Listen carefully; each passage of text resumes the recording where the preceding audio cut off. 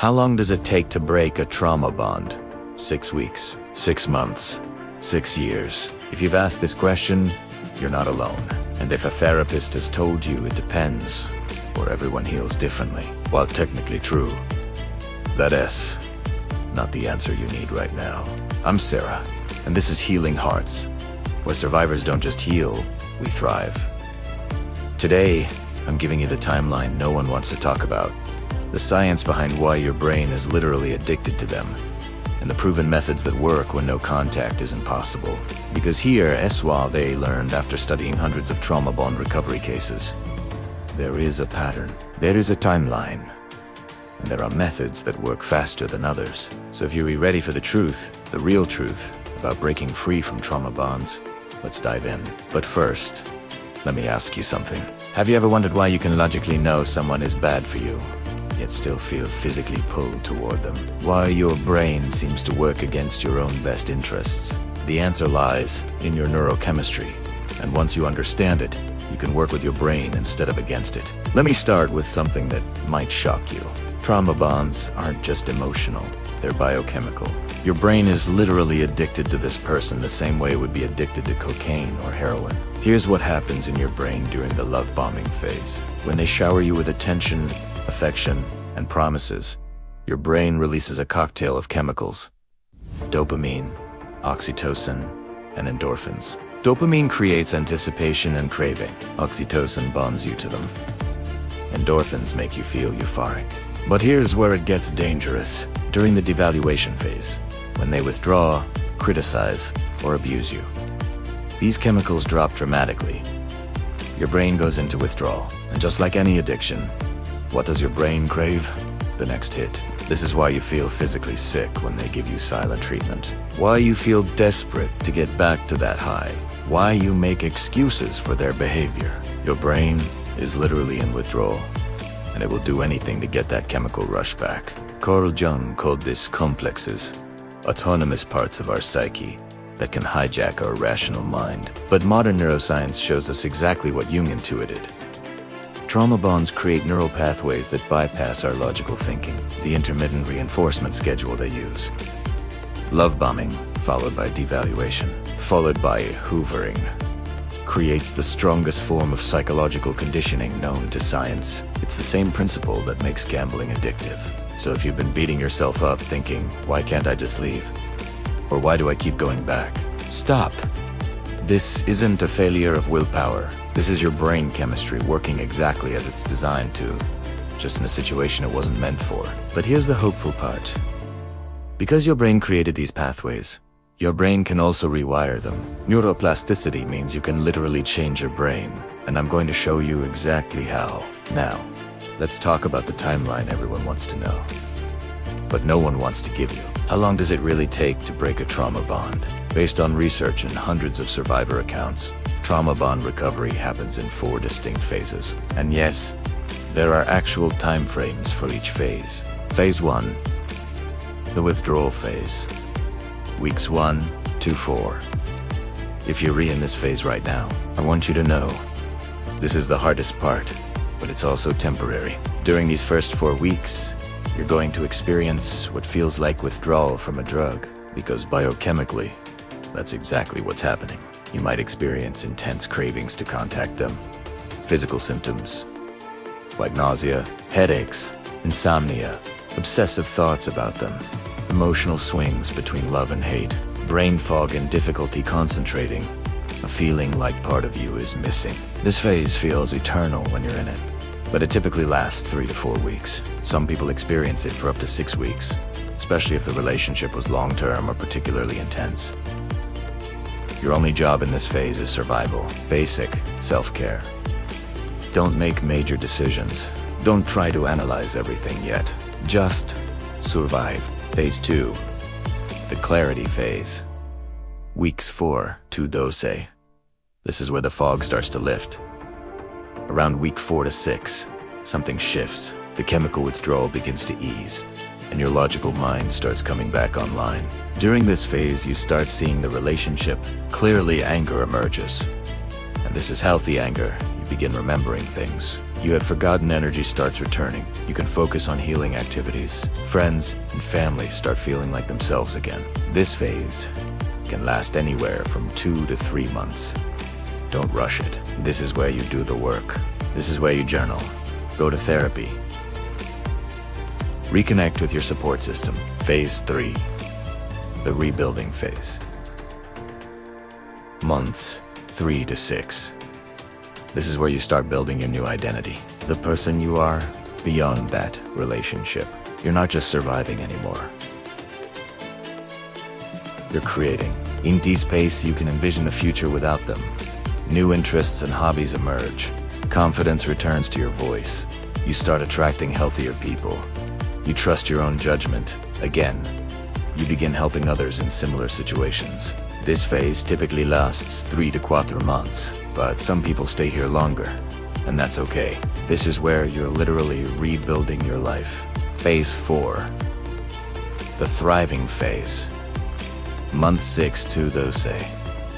This is where you do UNT, just recover. You become better than you ever were before. You've integrated the lessons, processed the trauma, and emerged as your most authentic self. In this space, the trauma feels integrated, not raw. You can tell your story without being triggered. You're living fully in the present. Healthy relationships become possible. You're often helping other survivors. You feel genuinely grateful for your journey. Now, I need to be clear about something. These timelines are averages. Your journey might be faster or slower, and that's completely normal. Healing isn't linear. You might have a breakthrough in month 2, then feel like you're back in month 1T next week. That's not failure. That's normal.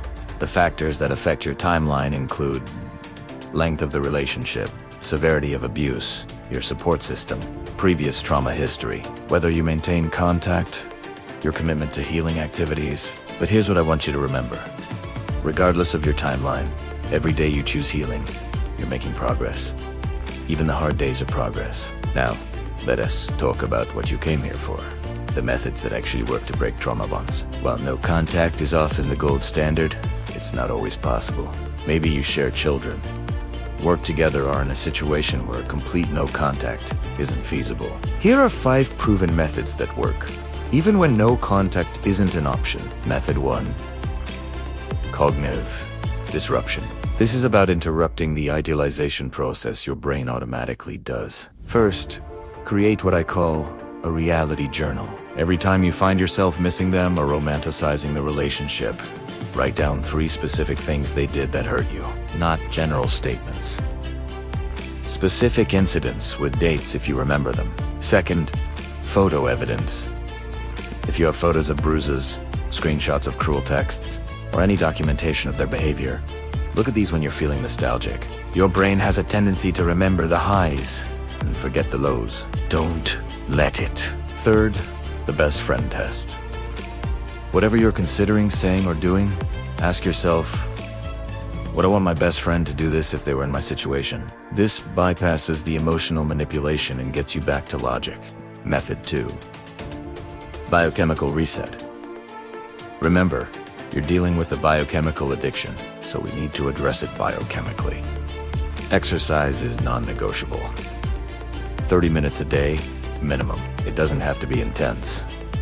Walking counts. Exercise releases endorphins naturally, helping your brain remember it can feel good without them. Sleep hygiene. Your brain heals during sleep, and trauma bonds disrupt your sleep patterns. Same bedtime, same wake time. No screens an hour before bed. Consider melatonin if you're struggling. Nutrition matters more than you think. Cut back on sugar and alcohol. Both create artificial highs and lows that mimic the trauma bond cycle. Focus on protein and healthy fats to stabilize your mood. Meditation or mindfulness practice. Even 10 minutes a day. This literally rewires your brain, strengthening the parts that regulate emotion and weakening the parts that respond to trauma triggers. Method 3. Attachment rewiring. Trauma bonds are ultimately about attachment, so we need to create new, healthy attachments to replace the unhealthy one. Build your support network intentionally. This doesn't mean trauma dumping on everyone, but having 3 to 5 people you can call when you're struggling. If you don't have this, Start small. Join survivor groups, online communities, or hobby groups. Practice secure attachment behaviors. This means consistent, reliable relationships where you can be yourself without fear of abandonment or criticism. Even one relationship like this can start rewiring your attachment system. Work with a trauma-informed therapist if possible. EMDR, internal family systems, or somatic therapy can accelerate this process significantly. Method 4. Environmental control. Even if you can't control contact with them, you can control your environment. Remove triggers from your space.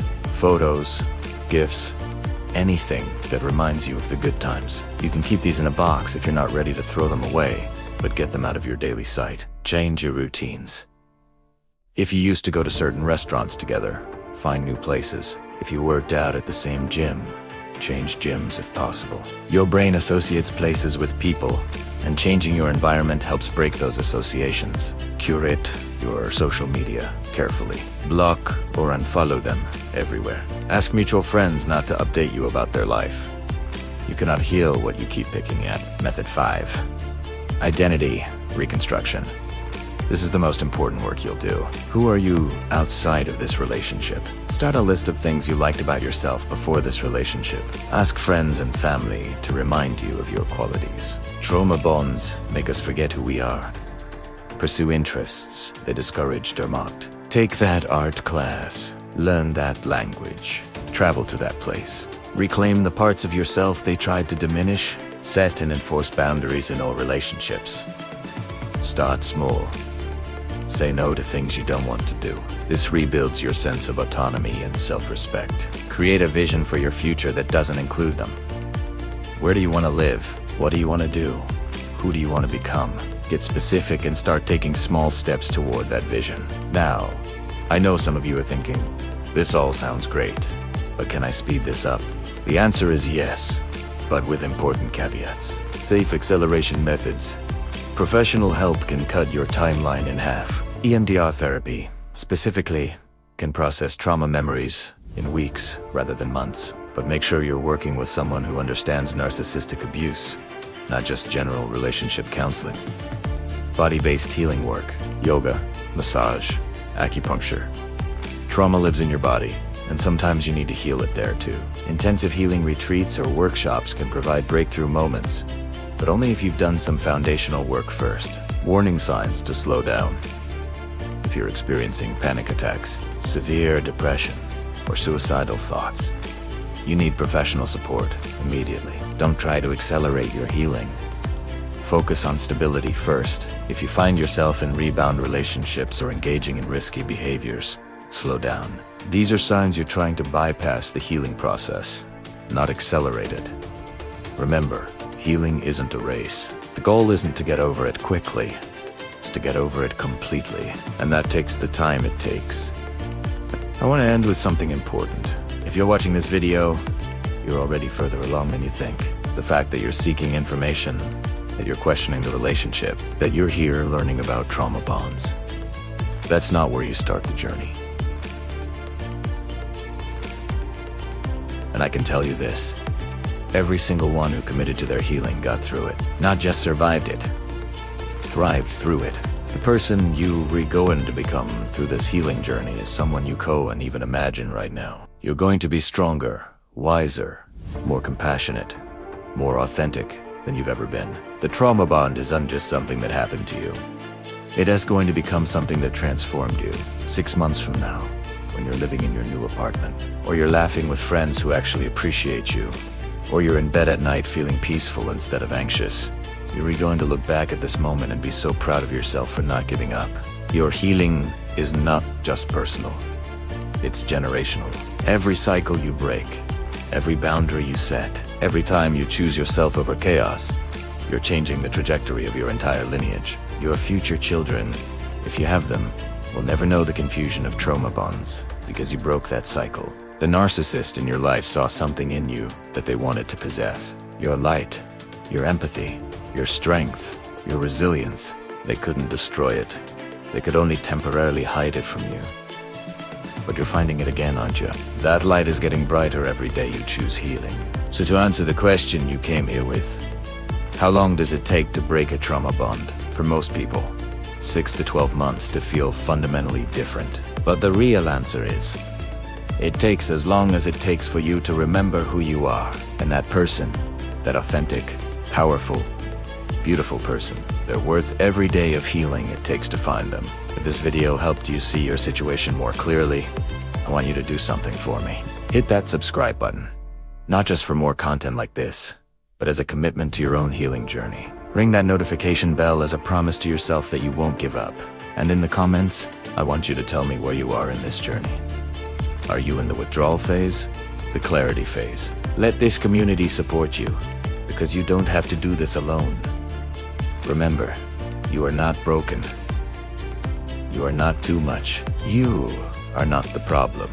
You are a survivor becoming a thriver, and your story isn't over yet. This is Sarah from Healing Hearts, reminding you that your peace is your power, your healing is your victory, and your future is brighter than you can imagine. I'll see you in the next video, where we'll talk about rebuilding your identity after narcissistic abuse. Until then, keep choosing yourself. You deserve nothing less. Welcome to your freedom.